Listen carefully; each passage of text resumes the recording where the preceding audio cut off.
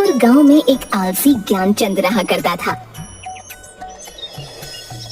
वह रोज सुबह उठता, पूजा करता, खाना खाता और सो जाया करता, जिसकी वजह से उसकी पत्नी बहुत परेशान रहा करती थी।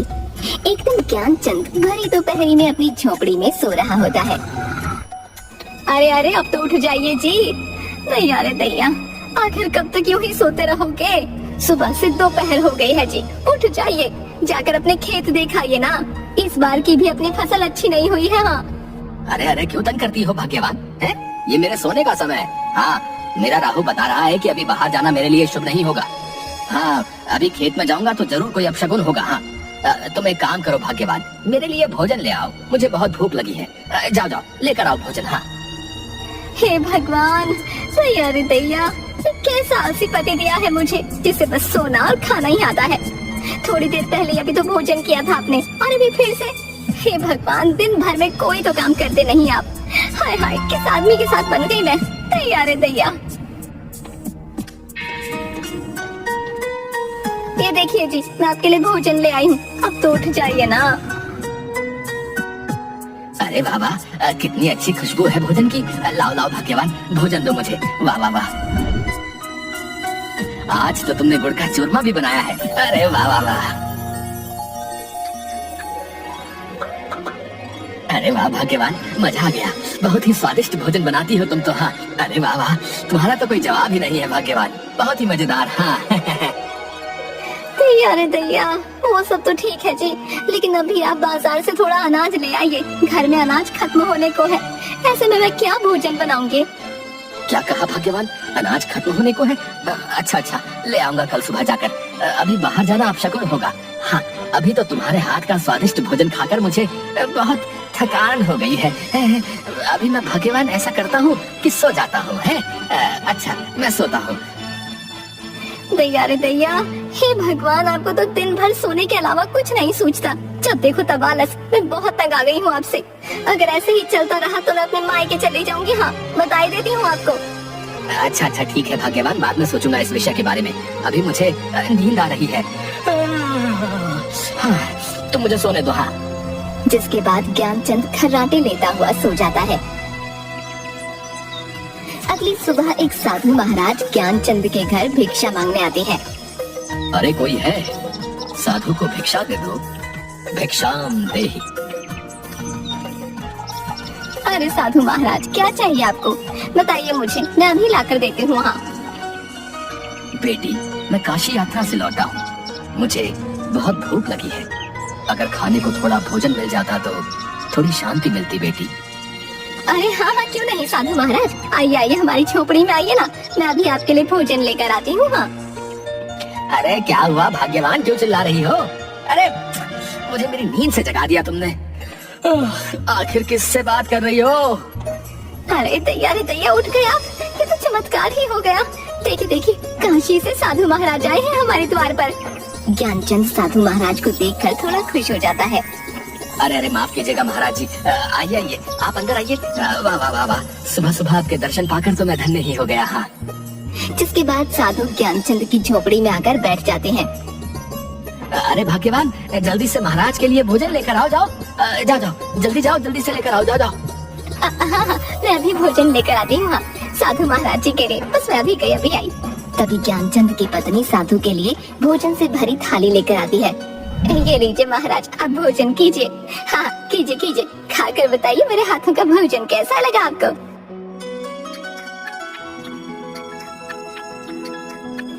अरे वाह वाह, बहुत ही स्वादिष्ट भोजन था। मेरी तो आत्मा ही तृप्त हो गई बेटा। सच में तुम्हारी पत्नी के हाथों में तो माँ अन्नपूर्णा का स्वाद है। बेटी, बहुत खूब, मैं बहुत खुश हुआ। इसलिए तुम कोई भी मुझसे एक इच्छा मांग सकती हो। तभी ज्ञानचंद ये सुनकर खुश हो जाता है। क्या सच में महाराज, आप मेरी एक इच्छा पूरी कर सकते हैं? अगर ये सत्य है महाराज, तो मुझे वरदान दे दीजिए कि मुझे जीवन में कभी कोई कार्य ना करना पड़े महाराज। मैं पूरा जीवन आराम करके ही बिताना चाहता हूँ। हाँ। ये बात सुनकर साधु महाराज थोड़ा हैरान हो जाते हैं। ये तुम क्या बोल रहे हो बेटा? ये मनुष्य जीवन है। मनुष्य को अपना जीवन व्यतीत करने के लिए अपने दैनिक कार्य तो करने ही पड़ते हैं। तुम्हारी ये इच्छा सृष्टि के नियम के विरुद्ध है बेटा। महाराज, आपने कहा ना कि आप मेरी एक इच्छा पूरी कर सकते हैं, तो मैंने आपको अपनी एक इच्छा बता दी महाराज।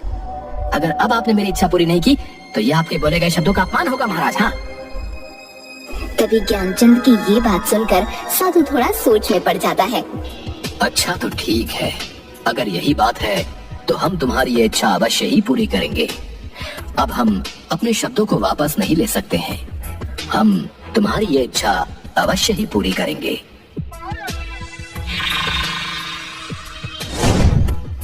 डरो मत, ये जादुई राक्षस है, ये तुम्हारी हर इच्छा पूरी करेगा।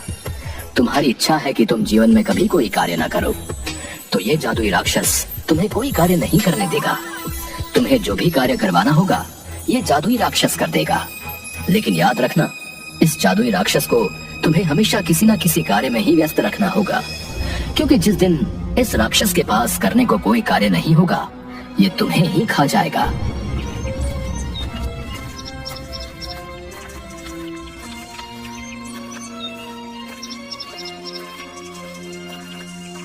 तभी ये बात सुनकर ज्ञानचंद की पत्नी थोड़ा डर जाती है। तैया रे तैया, नहीं नहीं, ये आपने क्या कर दिया जी? अपने आलस में आकर साधु महाराज से कैसी मूर्ख इच्छा मांग ली। मुझे तो आपके लिए बहुत चिंता हो रही है जी। अगर किसी दिन इस भयानक दिखने वाले राक्षस ने आपको ही खा लिया तो मैं क्या करूँगी जी?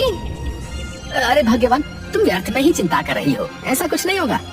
अब तुम देखना मैं इस राक्षस से कैसे सारे कार्य करवाता हूँ। अब तो मुझे कोई कार्य ही नहीं करना पड़ेगा भाग्यवान है, और तुम्हें भी मुझसे कोई शिकायत नहीं होगी। हाँ। हे मनुष्य, बोलो, मैं तुम्हारा क्या कार्य कर सकता हूँ? क्या आदेश है तुम्हारा? जल्दी बताओ, वरना मैं तुम्हें ही खा जाऊंगा। हाँ। जाओ जादुई राक्षस, बाजार जाकर अनाज की बोरियां ले आओ। जाओ जाओ, घर में अनाज की बोरियां नहीं है। हाँ हाँ ठीक है, अभी जाता हूँ, लेकर आता हूँ अनाज की बोरियां। और वह राक्षस अचानक से गायब हो गया और तुरंत ही अनाज की बोरी ले आता है, जिसे देखकर ज्ञानचंद और उसकी पत्नी हैरान हो जाते हैं। तैया रे तैया, अरे जादुई राक्षस, तुम इतनी जल्दी अनाज की बोरी ले आए? मेरी तो कुछ समझ नहीं आ रहा। मैं कोई साधारण राक्षस नहीं हूँ, बल्कि एक मायावी राक्षस हूँ। इसलिए जो भी तुम मुझे कार्य करने को दोगे, उसे मैं अपनी मायावी शक्ति से पल भर में ही कर दूंगा। अब बताओ और क्या कार्य करना है, वरना मैं तुम्हें ही खा जाऊंगा। ज्ञानचंद थोड़ा सोच में पड़ जाता है। अच्छा अच्छा ठीक है, तुम यहाँ से मेरे खेत में जाओ और जाकर सिंचाई कर दो। जादुई राक्षस, जाओ। ठीक है, मैं तुम्हारे खेत की सिंचाई करके अभी आया। तैया रे तैया, सुनिए जी, मुझे तो बहुत डर लग रहा है। ये जादुई राक्षस तो सच में बहुत भयानक है जी। अगर सच में इसने आपको कुछ कर दिया तो? अरे भाग्यवान, तुम देख रही हो ये कितनी जल्दी मेरा बताया हुआ कार्य कर देता है। देखो, अगर ये मेरे साथ रहा तो मैं सदैव आराम से जीवन व्यतीत करूंगा। हाँ, तुम चिंता मत करो, ये मुझे कुछ भी नहीं करेगा। हाँ, मैं हमेशा ही इसे कोई ना कोई कार्य देता ही रहूंगा। हाँ। तभी वो राक्षस फिर से आ जाता है। हे मनुष्य, मैं तुम्हारे खेत की सिंचाई कराया हूँ। तुम्हारे खेत की सिंचाई करके मुझे बड़ा ही आनंद आया, लेकिन अभी मुझे बहुत जोरों की भूख लगी है। जल्दी से मेरे लिए भोजन का प्रबंध करो, वरना मैं तुम्हें ही खा जाऊंगा। अरे नहीं नहीं जादुई राक्षस, तुम क्या बोल रहे हो? इन्हें कुछ मत करना, मैं भी तुम्हारे लिए भोजन लेकर आती हूँ। तभी ज्ञानचंद की पत्नी राक्षस के लिए खूब सारा अलग अलग तरह का खाना लेकर आती है। सारा भोजन चटकर जाने के बाद और भोजन लेकर आओ। जाओ, मुझे और भूख लगी है। जाओ, मेरी भूख शांत करो। ज्ञानचंद और उसकी पत्नी दोनों ये सुनकर दुखी हो जाते हैं। अरे अरे, पूरे घर का राशन तो खा गया ये जादुई राक्षस, आखिर अब कैसे शांत होगी इसकी भूख? तभी उसकी पत्नी घर के बाहर लगे एक तुलसी के पेड़ के पास जाती है और बहुत बड़े पतीले में, जिसमें खूब सारा दूध रखा होता है, उसमें उन तुलसी के पत्तों को डाल देती है और उस दूध के पतीले को राक्षस के पास लेकर जाती है। ये लो जादुई राक्षस, इस दूध को पी लो, इस दूध से तुम्हारी भूख शांत हो जाएगी। जिसके बाद राक्षस सारा दूध पी जाता है और एक लंबी डकार लेता हुआ। हाँ भाई, अब आया मजा, अब मेरी भूख शांत हो गई है। वाकई ये दूध बहुत ही स्वादिष्ट था। आनंद आ गया। अच्छा बताओ, अब क्या कार्य करना है तुम्हारा? जल्दी बताओ वरना मैं तुम्हें खा जाऊंगा।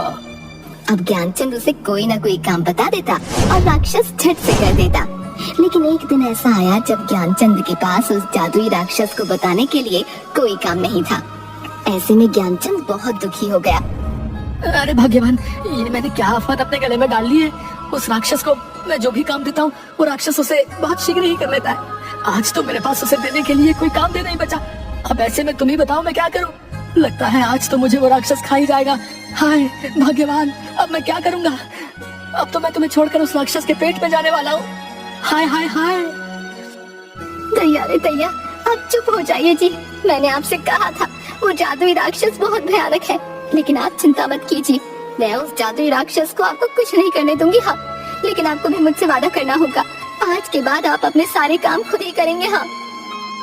अरे हाँ हाँ भाग्यवान, मैं वादा करता हूँ आज से अपने सारे कार्य स्वयं ही करूँगा। हाँ, लेकिन तुम मुझे उस राक्षस का भोजन बनने से बचा लो भाग्यवान।